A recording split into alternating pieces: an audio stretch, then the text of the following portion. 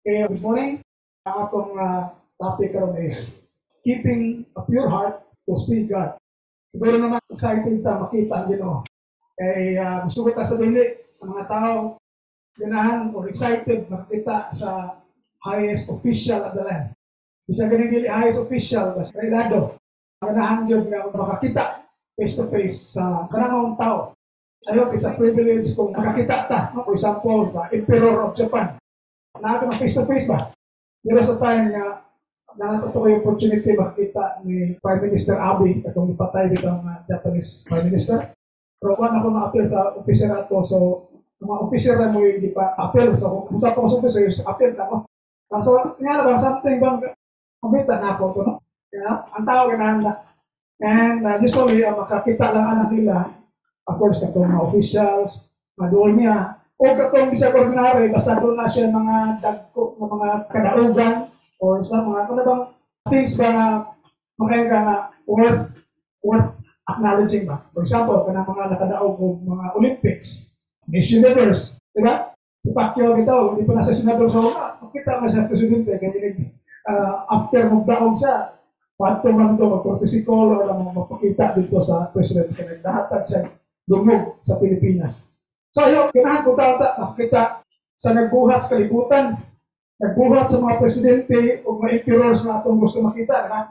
So, muna atong topic karon, agritaytulan o keeping a pure heart to see God. So, muna yung usa sa atong buhaton, aron kita makakita sa Dios. Okay, so atong outline this morning, napag-mention introduction of verses to give. I have 4 items to discuss so that we can keep a pure heart. First is know the benefits of having a pure heart. Una gina, kaya naman, hindi man tayo mabuhat sa butang, mawag tayo masahin sa epikto. Isa naman kanang mga supplements, dito mo tayo supplements, so ibaw ko sa benefit na, diba? So first, you have to know the benefits of having a pure heart. And after that, kung kibaan na ta, let's evaluate the kind of heart that we have. Kung sa mga klaseng kasing-kasing na anak ko. Then, siguro, may tatag inspirations. Itatag mga tao to emulate. And we have biblical examples actually. Ang ilang mga virtues pa na to. Kung unsay ilang mga virtud na kanta worth imitating, worth emulating para na to makapot ang pure heart. And then, last is persevere in maintaining a believing heart. Kaya isod na siya ka na pag-maintain. Usa sa maka-pure in heart, kanang mutuo ka. So, muna siya ang upat ka items na itong hinungduman o itong discuss karon. So, again, know the benefits of having a pure heart, evaluate the kind of heart that we have, emulate the virtues of biblical examples that persevere in maintaining a believing heart. And then the last is introspection. Okay? Ito sa introduction. Dali, doon ay higayon na si Christ, ipangutana sa iyang mga disciples. Kung kisa may bantugan o pinakadako, di ilang dakila sa kingdom of heaven. So, at that time, the disciples came to Jesus saying, "Who then is greatest in the kingdom of heaven?" Then Jesus called a little child to him. So, bata yan itawag. Ang nga, ipabarog sa ilang taliwala. Kung sa inyo ni Christ, assuredly I said to you, unless you are converted and become as little children, you will by no means enter the kingdom of heaven. So, di ba, nahata ng mabot ng kingdom of heaven itong pwesto sa Ginoo. Hindi nakabot kung dili ko pa may sama sa bata. So, sa may karakteristik ni bata, kung sa klaseng kasing-kasing naas bata, of course, biblically nasa ikabuang. Pero, bumawagtang na ito discipline. Pero, usag sa karakteristik sa bata is, dili dahil mong loob. Usually, di mong loob. Bisa mag-away na siya isip bata, dili na magdumot. Kaniyot na tayo, mag-friends na sila. Nga na ang klaseng kasing-kasing ang makasunod sinarihan sa Ginoo. Kanang, mudawat o criticism, kunya dili magtukol, wala dili magdumot na kaya those are things nga angay natin duwa teachable, pwede matudluan. Kaya tinisi magod kung dita willing mo dawat og pagturuan, adi kita usab, di din magawas ng conversion, diba? So, muna siya giingon ni Kristo. In other words, kaya lisod man na dapat magpaubos. In Christ, therefore, whoever humbles himself as this little child is the greatest in the kingdom of heaven. So, kanang kasing-kasing na mapainubsanon. Yeah? So, kaning kalibutan na dagang kayong gubot, grabe ang gubot tungod sa kanapot nga puros mapahitaston. Kung puros lang humble, mapayugsanong, wag yung gubot. Kaya naman, gamay ito something, kaya magkasayo mo ka, humble lang kayo na to accept na tao na siya magkasayok. Something like that. Okay. Now, sa diyan nagkasayok ka, sana to pag limpyo balik sa atong mga kalan, sa itong kasing-kasing. Naging dire, si John the Apostle. If we say that we have no sin, we deceive ourselves and the truth is not in us. So, kung ginasa tendency, no? Makasala bilang tao. O yung tao, hindi makasala. Isang ngandan pagkaghusto, patilido perfecto, mindolnya eksakto sa hagyapon. So, yung tao, hindi makasala. So, kung makasala ta, so, medyo nahugawan ng atong kasing-kasing anak. Pinalimpyo. Diba? Pinapure. So, dili ta magpagahi-gahi, atong i-confess, no? Atong isugid, atong dawaton, ang atong sala, na He is faithful and just to forgive us our sins and to cleanse us from all unrighteousness. So, nara ko diyang sikreto. Kaya sa akong iwan, may tao ni makasala. Pero kung makasala ta, hindi kita willing to accept sa atong sala, ay posible na makabatungkad, mindot na kasing-kasing, pure heart sa matas Ginoo. Kaya, una-una, kung di ka mo angkon, you're not humble enough to admit itong mga faults. Diba? Na kinanglan ng humble. Kinanglan ng paubos ang tao. Okay, so mas for that, arita sa itong main points. Una, know the benefits of having a pure heart. So, unsa man gyud benepisyo, unsa may makuha nato kung putli natong kasing-kasing. Diri sa Psalms 73 verse 1, in that, truly God is good to the upright. So, kanang upright, nindot na kasing-kasing po, diba? Don't get to those who are pure in heart.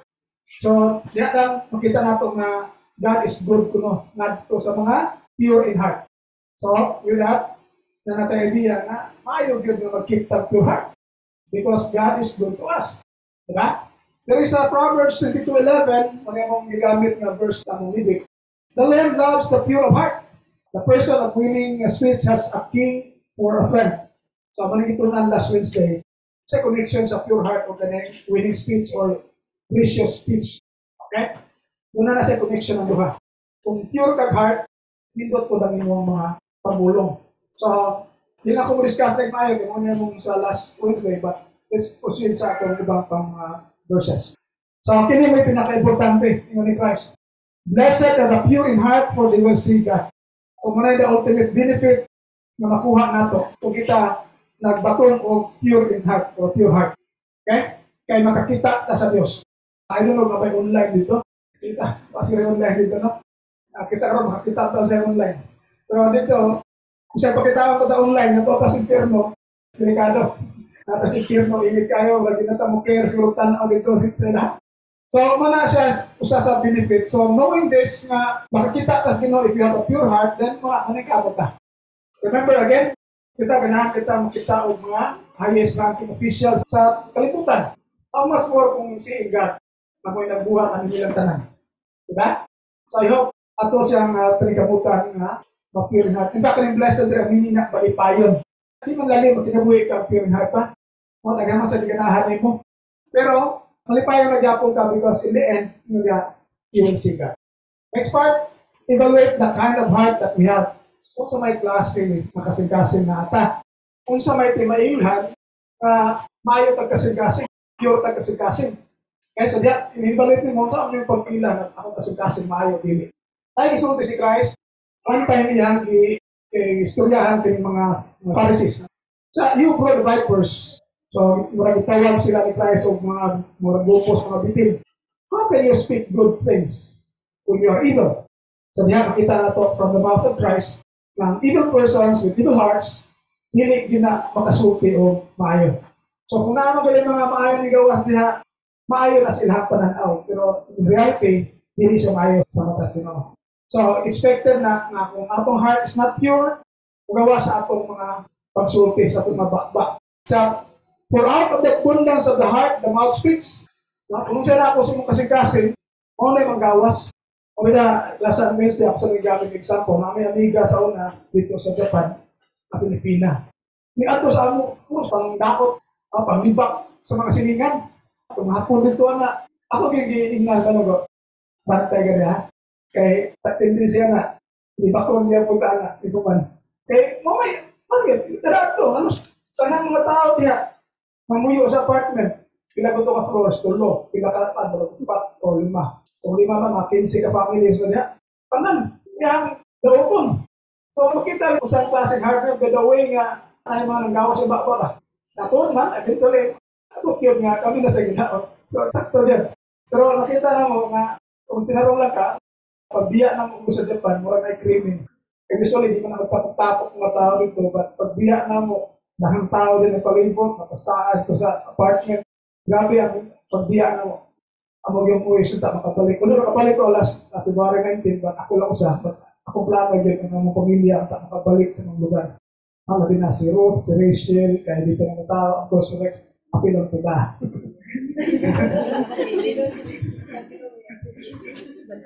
Okay. So, kanang in Christ, kung saan nasa mo kasi mo gawas, kung may connection ang katong pure heart sa speech. Next, 3, nga naman, in Christ at chapter 15, so, but what come out of the mouth proceeds from the heart, and this is what defiles. Ngunit na makahugaw, kining panggawas gikan sa bakba. Kaya naman, kaya kung gikas bakba, gikan po mga kasing-kasing. For out of the heart come evil intentions, murder, adultery, fornication, thief, false witness, slander. Kaya slander. Gusto mandao ko yung tao. Kaya, hindi ka na siya kasing-kasing. So, kung iyang heart is not pure, magawas din. Gusto pumakap, for example, false witness. Kaya, mangawa, for example, at so, evil intentions, kaya talagang yung ni Kristo, hindi ka na sa kasing-kasing sa tao. So, kung kita, doon natin mag-awa sa itong bakba na marag ilim ayo, we have to rethink, and that speaks of what kind of heart we have. Kasi na nato, una nga, careful ta. Natin yung ni Paul, wala ko mag-move but yung some Galatians kasi Ephesians na ang atutang mga conversation with grace, hindi ba batik. So, that speaks for some klaseng heart ang nasa tao. Okay?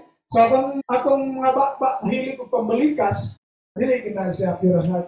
Ako nang i-share nyo, I think a couple of times already, kahit babae, sa Astoria sa Utah po, in 2013. Tingnan siya, mabalhin mi sa imang church kung makonvert niyo ito na akong mga anak.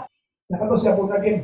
Kaya dito sa ilang simba, naglan kayong mga supposedly works of the Spirit, kaya holy laughter, magkatawa-katawa, masunod, kaya hila, kaya nga na ba, gidaya ko na sa Spirit daw.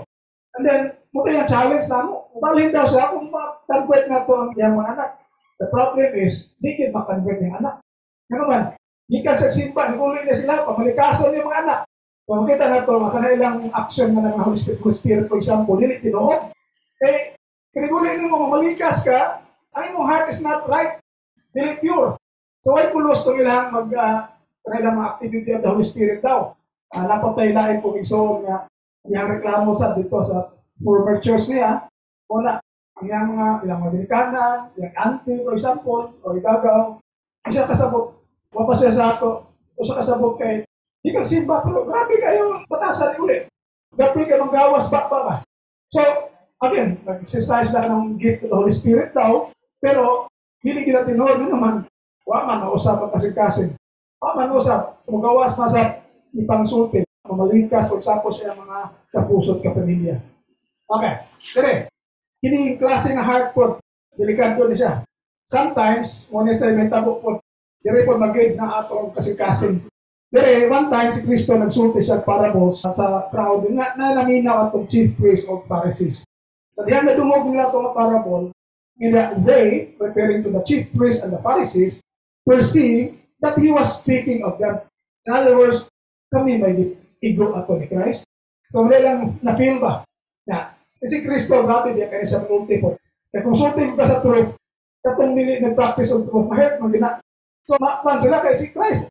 Kung sulti siya sinood. So, pag-perceive nila na kami may igo ako na. So, sa ibuhat nila, nangitas nagpaagi ang tanga ilihans. Pero ilang hilaptas Christ ba? Pero wala mahimo, tungod kay, they feared the multitudes because they took him for a prophet. So, hadlok silang bira ni Christ, kung sa ito ni Christ, tungod kay, mabati na lang image, ang mga tao nag-think mas si Christ sa prophet. Kaya sila, mo-atake sila ni Christ. Pero ang point there is, what kind of heart ang nasa Pharisees sa chief priest? Even the very Lord, si Jesus Christ mismo, ang katubang nila, makita na ito nga, instead nga, kung learn sila sa resulti ni Kristo, thinking nila nga sila na ego, ang itabo, kita sila paagi na ilahang tang ilabtan si Kristo. So kung nasa something for us to think about what kind of heart we have kung ngayon mo, ako may ego ato. Yung paglayagap, hindi na ako musikba. Or sa padiha nga buhaton ba nga, masupok. Ano, dili ang tatay nga na. Kaya kira-kira even si Christ. Muna, si Christ na dinasulti, kung sakto, pero naigo sila, namita sila paagi yung ilang nilaptan si Christ. Okay, so dili siya, contrary siya sa katong chapter 18 nga, yung ni Christ, katong humble, teachable, sama sa bata, o makasulong sa inarian sa langit. Okay? So, yun, wala tayo sa atong speech, no? Atong mga panulti yun. Sa ato sa reaction. So, natin mga butang seemingly, kurang naigo ta. Ang ikamot ta, makurek rather than go against ta by making some actions na negative. Now, si Christ dili exempted from that. Ang reaction nila negative. Wala siya mahilapin because again, nahadlok sila nga, sila yung mapati yung image because ang mga tao nagtuo mga Christ was the prophet. Next, arita sa third part, emulate the virtues of biblical examples. Para makita na ito sa mga klaseng heart dapat na ata. Remember, ako emphasize ganyan, like little child in Christ. In other words, teachable, pwedeng correct. Alam na ito ni Cedric. One time si Paul, nakita niya si Peter, imagine na Peter na mismo, ang gamit ni Kristo to open the church, the kingdom to the Israelites and to the Gentiles. Pero kini si Cephas or Peter, pagkapunta sa Antioch, he opposed siya ni Paul. I oppose him to his face because he stood self-condemned. Una yung judgment ni Paul. Diya ko nung sa wagi siya, ipadlong niya, kay sayo. Therefore, until certain people came from James, he used to eat with the Gentiles, but after they came, he drew back and keep himself separate for fear of the circumcision faction. So, samtang wala pa si James o yung mga tao ni Apo, siya, kaon siya uban sa mga Gentiles. Karon, uban siya na, abot na sila si James katong mga circumcision mga Israelites pa. Ilikay ni siya, nagpakaroon nun. Separate siya. So, ipadlong siya ni Paul. So, imagine si Peter na, yung original apostle na mawagi, tagaan sa king to open the kingdom. Kung siya nita po, di badlong, kaya ni Paul badlong ni Peter. And the other Jews joined him by this hypocrisy. So that even Barnabas was led astray by that hypocrisy. So pati si Barnabas, nagdala silang hypocrisy lang. But when I saw that they were not acting consistently with the truth of the gospel, I said to Cephas before them all. So ginawang siya sa tubangan nila, if you go a Jew, live like a Gentile, not like a Jew, how can you compel the Gentiles to live like Jews? So, kita po na yung ni Paul. How do we react? Namungundi ka, the presence of uban. Brad, hindi na mga Brad. Kinaon ka. Kung saan ito reaction? Hindi na ito musimba ko. So, nga. Sabayon mo ta. Muna reaction na ito, di ba? Pero kung saan reaction ni Peter? Later on, Peter wrote, and consider the patience of our Lord as salvation. So, I guess it's the patience of our Lord as salvation. Pailong. As our beloved brother Paul, according to the wisdom given him, also wrote to you. Speaking of these things, as he does in all his letters. In them are some things hard to understand, that the ignorant and unstable restored to their own destruction, just as they do the other scriptures. So, dipakita ni Peter, ningon siya, our beloved brother Paul.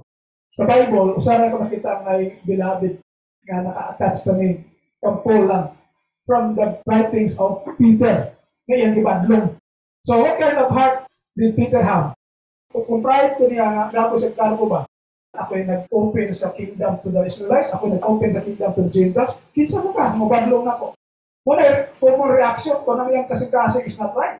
Pero makita na ito rin nga, kitawag ko niya, beloved brother Paul.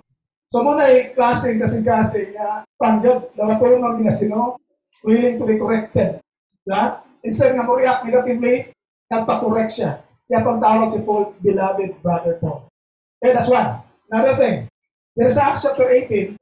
Now there came to Ephesus a Jew named Apollos, a native of Alexandria. He was an eloquent man, well-versed in the scriptures. So niabot ko na si Apollos, yan siya maayo ni manulti. Mas maayo pa ni Paul. Kasi Paul, claim siya, hindi siya eloquent speaker. Eloquent man, well-versed sa scriptures. So, isa ko siya pangutana siya rin, matubad. Nga na siya kamayang laki. He had been instructed in the way of the Lord. So karon na Christian na siya ba? And he spoke with burning enthusiasm and talked accurately the things concerning Jesus. though he know only the baptism of John. So, hindi siya complete na kakuha, pero as far as nahibawaan niya, grabe. He taught accurately. So, sakto ko yung pagtudlo. Well-versed, eloquent, ganito kayo siguro sa tao, no? Amay siya istorya, pagkabaw siya sa kanyang mga scriptures. Karon, kung sige buhat nila ni Aquila, hindi ka na Priscilla.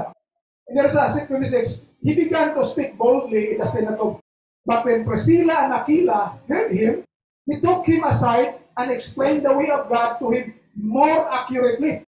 So accurate na to yung itudlo, pero nabay kulang. So gibuhat ni Priscilla at Aquila, iyang i-set aside. Pero kung si Priscilla at Aquila, ordinary na siya, hitmakers na yung nakauban ni Pablo. Pero nasa inibawaan nga, wala may baway pa to ni Apollos, iyang i-set aside, isultihan siya more accurately. Kita ko no is inanaon. Kita mo react negatively. Diba? React kita negatively. Pero magkaminos ka na ako. Diba? Magkaminos ka na ako. Pero kung sa reaction wala. In fact, umana na verse 7. And when he wished to cross over to Achaia, the believers encouraged him and wrote to the disciples to welcome him. On his arrival, he greatly helped those who through grace had become believers. For he powerfully refuted the Jews in public, showing by the scriptures that the Messiah is Jesus. Wa siya matinag sa katong pang-correct siya. So yan, himo tong opportunity to learn more. So, pagkumana he powerfully refuted the Jews. Yan ipakita sa mga Hudyo nga si Jesus lagi ang Christ o Messiah. So, kayo nakita na to dire na wala siya na-discourage nga dunay isulti niya. Pero pag-correctionan pa siya. Okay?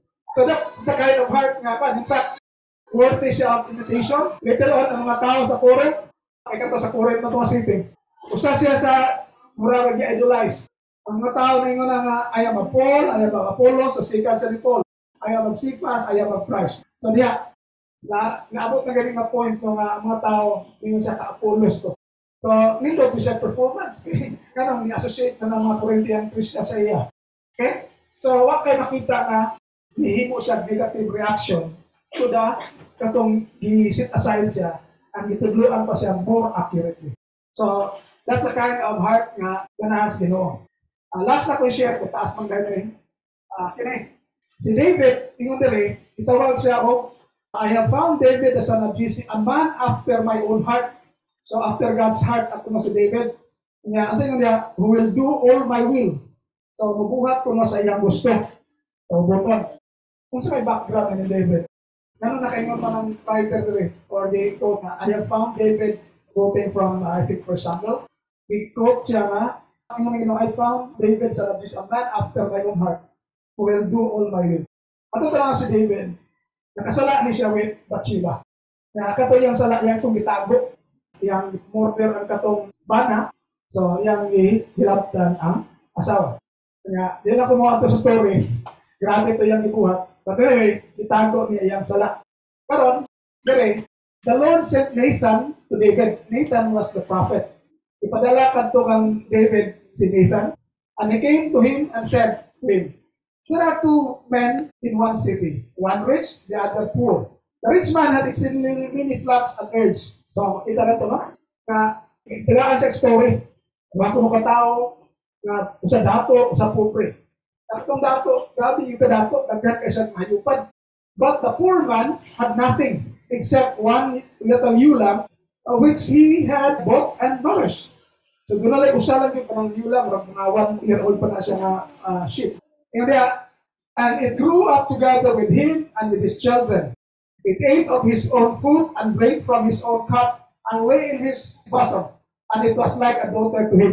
Pagkana pag-treasure sa katong poor man, katong iyang usa lang. Nga na. So, grabe na yung pagkamit. Usa ra doon. Next, and a traveler came to the rich man. So, doon na napot nga, naggahi, nabot sa katong balay at dato.